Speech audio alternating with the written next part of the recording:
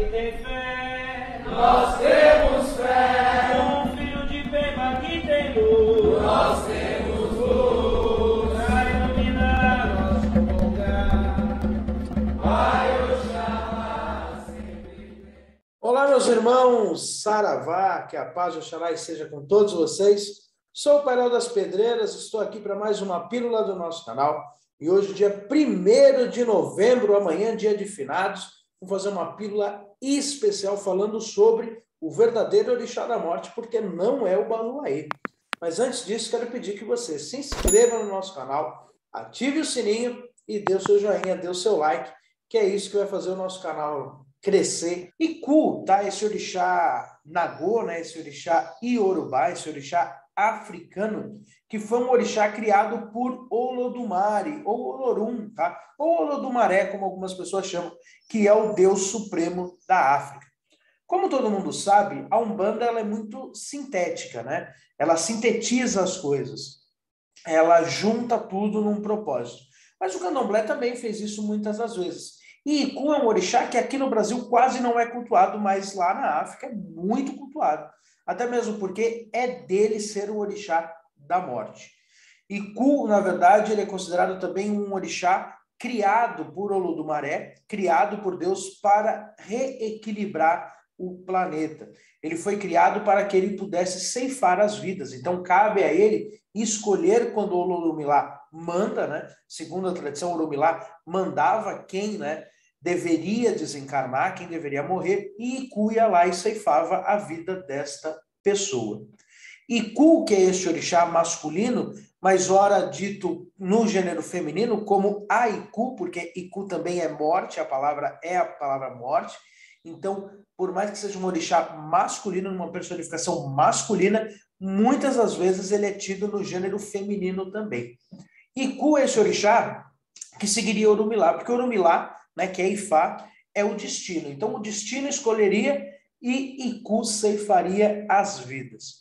Porém, segundo os mitos, né, alguns itãs, um dia Iku se sentiu injustiçado, porque a mãe dele foi, né, Iku, por mais que tenha sido criado por Olodumaré, mas a criação de Iku é muito parecida com os semideuses gregos, né, onde um deus ele coloca para nascer em vida, né, em carne. Então ele tinha uma mãe carnal e sua mãe um dia foi espancada no mercado injustamente e quase morta, né, quase morta porque ele não ceifou a vida da mãe.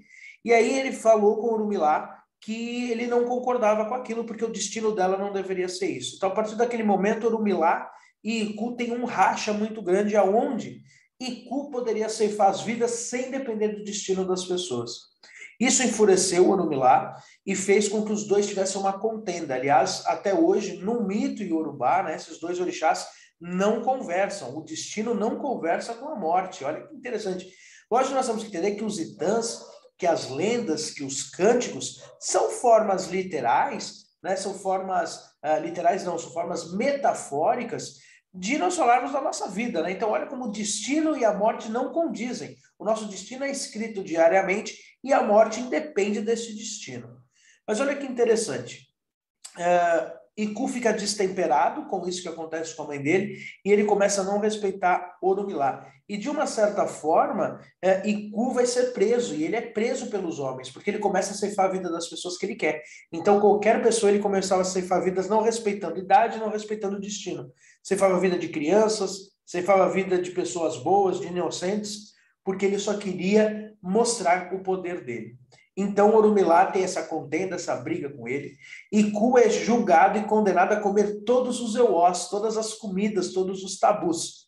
É muito interessante que quando a gente vê os mitos iorubanos sobre Iku, Iku está sempre ligado nas proibições. Ele é o senhor da morte porque ele é o senhor que cuida dos tabus, dos euós.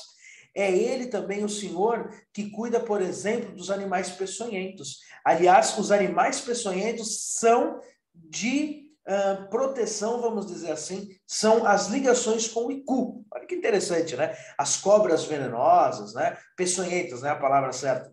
Aliás, o principal animal de Iku, o símbolo de Iku é o escorpião. Tá? O escorpião é o principal animal de Iku. Outra coisa também legal de nós falarmos de Iku é que, como ele é destemperado, ele julga cometer vingança e matar o Orumilá. lembrando que os orixás também tinham suas vidas corpóreas em alguns itãs, então ele diz que ele vai lá ceifar a vida de Orumilá. E ele é enganado pelo seu maior amigo. Iku, ele é odiado, vamos dizer assim. Ele é isolado por todos os orixás. Nenhum orixá compactua com Iku. Nem o Baluaê.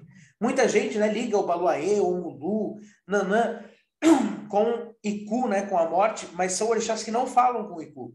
Iku é isolado. Iku no seu culto não aceita ninguém. Nenhum orixá aceita Iku no ritual dele.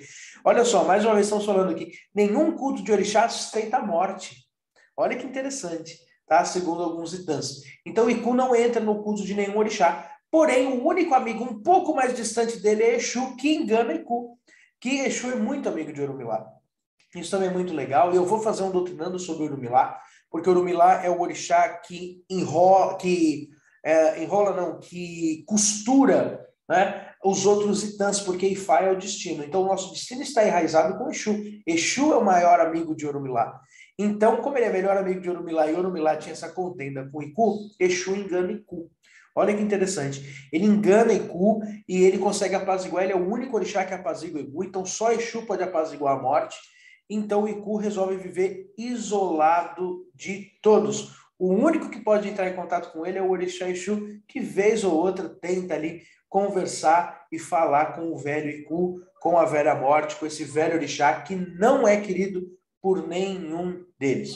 A arma de Iku é um bastão chamado Kumo, que é quase como uma zarabatana, que ele assopra no rosto das pessoas e quando ele assopra, ele suga a vida das pessoas. Esse orixá que não tem cores, tá? Mas gosta de tons pretos, tons arroxeados, seu rosto está sempre com pós branco, é esse grande orixá. Uma coisa também legal de nós falarmos é que o cemitério não é de Nanã. Isso também muita gente acha, mas lá em África o cemitério é de Euá, que é um orixá que tem uma certa simpatia com o Iku. Aliás, existem até mesmo alguns itãs que dizem que Euá foi casada com o Iku, a única mulher que teve coragem de se casar com a morte. Então é muito interessante que Euá, que é a senhora dos mortos, que é a senhora do Campo Santo, é a senhora do cemitério, e Iku vive perto das lagoas. Porque, segundo a tradição iorubá, as lagoas são os cemitérios, né, os mangues. Por isso que muitos Exus ligados às almas, Exu do lodo, Exu do mangue, todos os Exus das almas, as pombagiras das almas são muito ligadas aos manguezais, muito ligadas àquela região de terra e água, que é onde os iorubás creem que vive Iku, que vive o cemitério, que vivem os mortos. Agora, se você quiser saber mais sobre Iku, você vai ter que procurar um terreiro. Amanhã é dia de finados, amanhã é dia de Iku, amanhã é um dia, e as pessoas é importante falar que o iorubá não lida mal com a morte. Ao contrário, quando o Iku sopra o seu sopro da morte, para o iorubá é dia de alegria, porque essa pessoa foi arrebatada, essa pessoa foi levada para o Orum.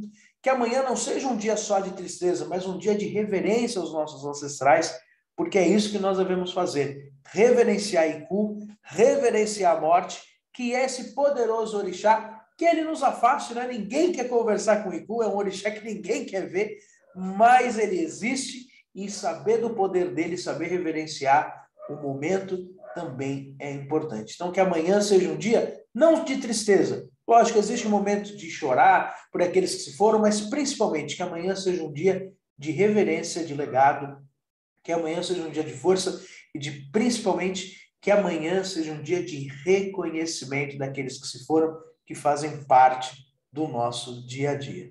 Certo? Iku, o verdadeiro orixá da morte, tão pouco conhecido, tão pouco falado, mas que existe nas terras iorubá. Um abraço, saravá e até mais. Nós temos fé. Um filho de Peba que tem luz. Nós temos luz. Pra iluminar nosso lugar. Vai